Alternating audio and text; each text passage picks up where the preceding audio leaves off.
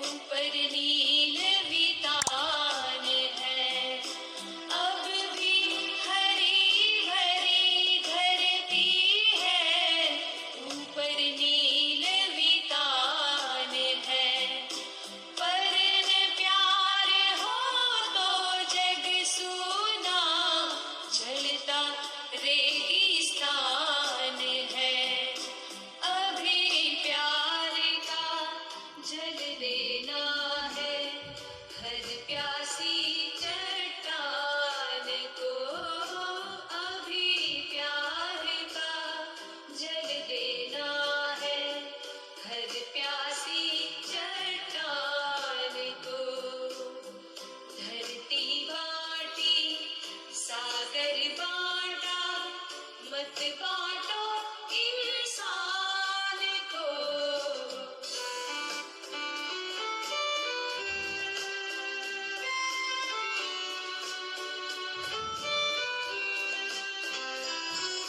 साथ उठे सब तो गहरा हो, सूरज का हर द्वार पर। साथ उठे सब तो गहरा हो, सूरज का हर द्वार पर। हर उदास आंगन का हक हो, खिलती हुई बहार पर। रोंद न पाएगा फिर कोई मौसम की मुस्कान को। रोंद न पाएगा फिर कोई मौसम की मुस्कान को। धरती बाटी सागर बाटा, मत बांटो इंसान को। मंदिर मस्जिद गिरजा घर ने बांट लिया भगवान को। धरती बाटी सागर बाटा, मत बांटो इंसान को। मत बांटो इंसान को। मत बांटो इंसान को।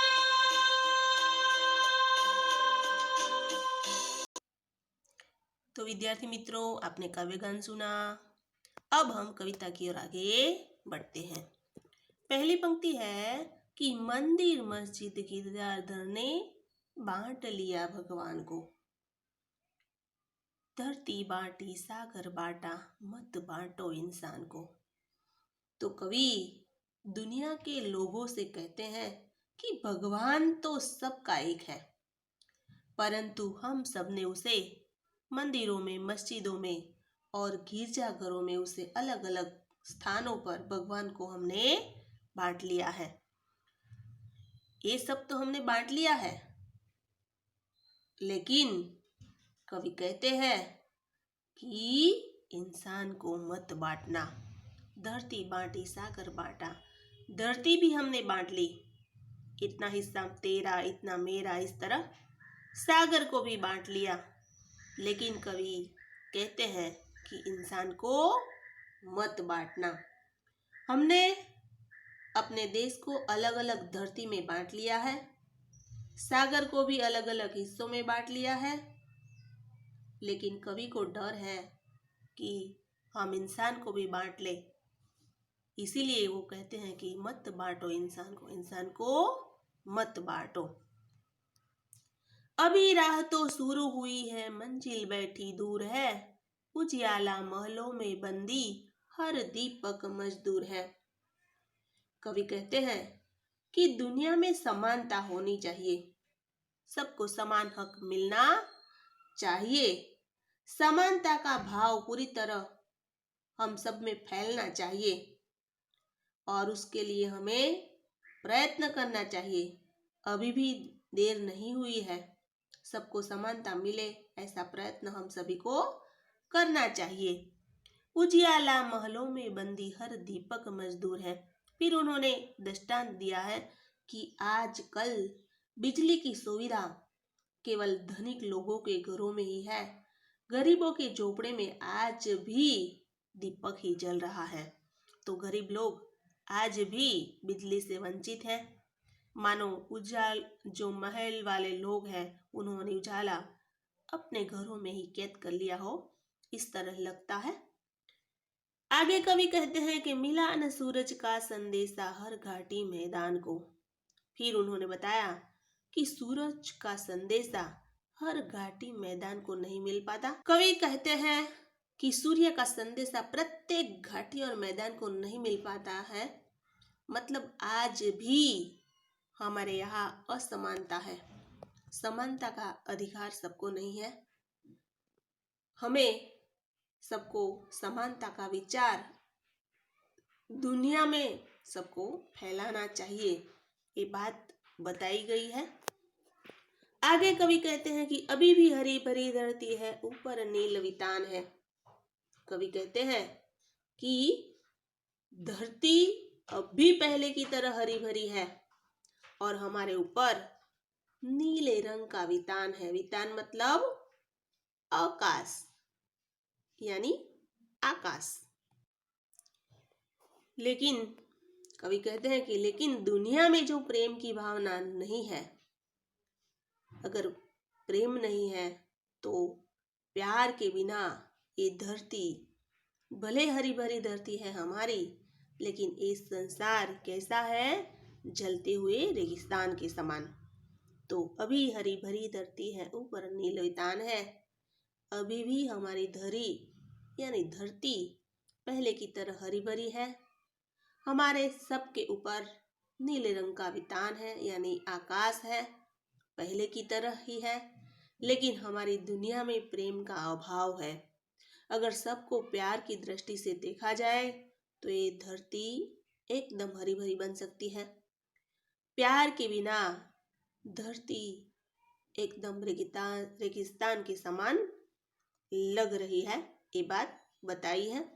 तो विद्यार्थी मित्रों, यहाँ पर शब्द भी दिया गया है, राह यानी मार्ग। अभी राह तो शुरू हुई है, मंजिल बैठी दूर है। तो राह यानी मार्ग, रास्ता, सड़क। उजियाला यानी उजाला, रोशनी। बंदी यानी कैदी, गुलाम। वितान यानी विस्तार, अवकाश। फिर चट्टान यानी पत्थर, शिलाखंड। तो यहाँ पर हम आगे देखते हैं। अभी प्यार का जल देना है हर प्यासी चट्टान को। कवि कहते हैं कि हमें सभी को क्या देना है, प्यार देना है। हमें हर प्यासी चट्टान को, प्यार के लिए तरसते हृदयों को प्यार का शीतल जल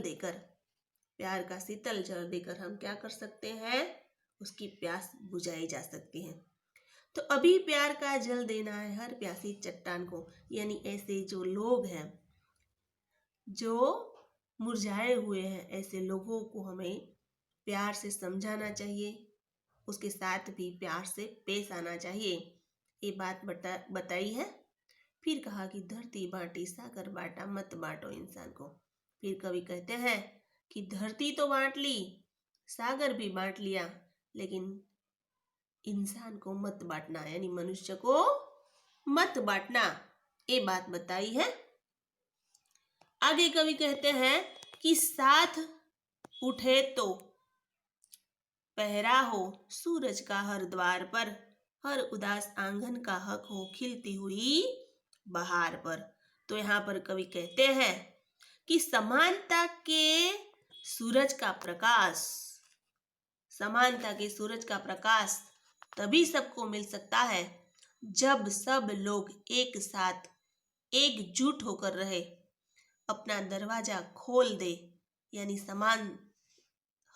समानता की दृष्टि से सब लोग जिए तो सब हम अच्छा कर सकते हैं, ये बात बताई है। फिर हर उदास आंगन का हक हो खिलती हुई बहार पर। तो यहाँ पर विद्यार्थी मित्रों, कवि कहते हैं कि समानता के सूरज का प्रकाश तभी सभी को मिल सकता है जब सब लोग एक साथ जाग जाए और अपना दरवाजा खोल ले। सबके घरों के आंगन में तभी समानता का प्रकाश यानी समानता फैल सकती है। बराबर। हर उदास आंगन में उसी तरह खुशी छाएगी जैसे बाग में बहार आती है। तो खिलती हुई बहार पर, तो यहाँ पर बाग में बहार यानी बहार और बाहर दो शब्द, अगर शब्द भेद कहा हम करें तो बहार यानी वसंत और बाहर यानी घर के अंदर से बाहर, इस तरह।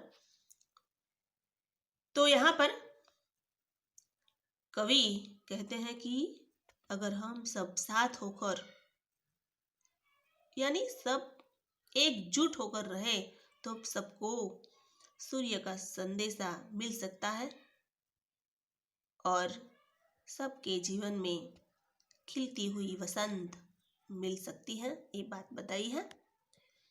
फिर आगे कवि ने कहा है कि रौद न पाएगा फिर कोई मौसम की मुस्कान को, यानी हम सबकी मुस्कान को कोई रौद नहीं पाएगा, यानी कोई भी बाहरी तत्व हमें नहीं रोक पाएगा। जैसे हमारे देश में अंग्रेज आए और हम लोगों को उन्होंने कितना परेशान किया, लेकिन हम सब एकजुट होकर रहे तो ऐसा कोई आतंकवादी या कोई भी ऐसा दूषित तत्व हमारे देश में न घुस सकेगा। तो रौद न पाएगा फिर कोई, रौंदना यानी कुचलना। हमें कोई भी व्यक्ति नहीं कुचल सकता अगर हम एक होकर रहे, एक साथ मिलजुल कर रहे तो हमें कोई नहीं रौद पाएगा। रौदना यानी कुचलना।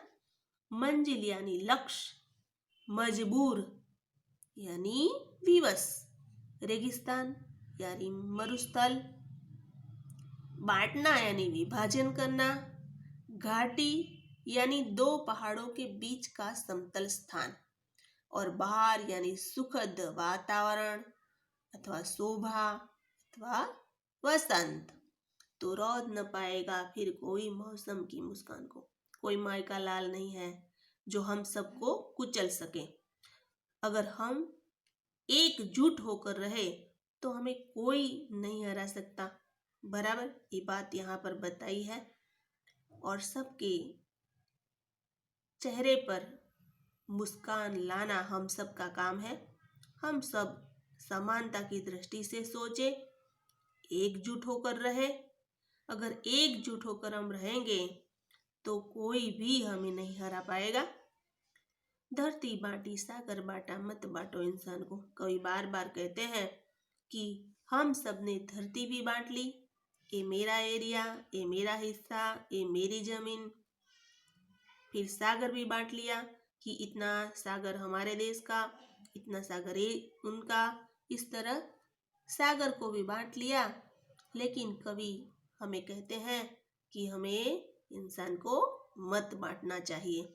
इंसान यानी मनुष्य, मनुष्य को मत बांटो, मनुष्य को भेदभाव में मत बांटो।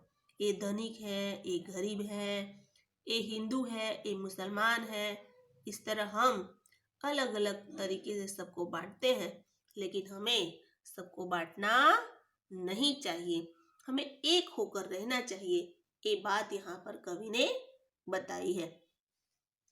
मंदिर मस्जिद गिरजाघर ने बांट लिया भगवान को, हम सब ने भगवान को मंदिरों में बांट लिया है, मस्जिद में, गिरजाघर में, सब जगह पर भगवान को हमने बांट लिया है। हिंदू लोग कहाँ जाते हैं पूजा करने के लिए? मंदिर में। मुसलमान लोग जाते हैं मस्जिद में। तो इसी तरह पारसी, बौद्ध, तो सब लोग अलग अलग अपने धार्मिक स्थान पर जाते हैं अपने भगवान की पूजा करने के लिए, लेकिन वास्तव में भगवान एक ही है, बराबर, हम सबका रास्ता एक ही है। इस तरह हमें इंसान को नहीं बांटना चाहिए। फिर हम सब मनुष्य की तरह रहना चाहिए। सभी मनुष्य एक ही है, सब मनुष्य एक ही लहू है, सब मनुष्य में दौड़ता हो, एक ही लहू दौड़ता है। तो यहाँ पर विद्यार्थी मित्रों ये चित्र बताया गया है, उस चित्र में ये धार्मिक स्थान बताया गया है, मंदिर है, मस्जिद है, चर्च है, इस तरह, बराबर, ख्रिस्ती लोग यानी सबका अलग अलग धर्म स्थान है। फिर ये लोग बताए गए हैं कि मुसलमान किस तरह का पहनाव पहनता है, हिंदू कैसे कपड़े पहनता है। तो इस तरह अलग अलग तरीके से सब लोग अपनी अपनी अलग तरीके से रहते हैं। तो विद्यार्थी मित्रों ये जो एक कविता आपको तैयार करनी है और स्वाध्याय भी लिखना है। अब हम अगले वीडियो में मिलेंगे, तब तक के लिए नमस्ते।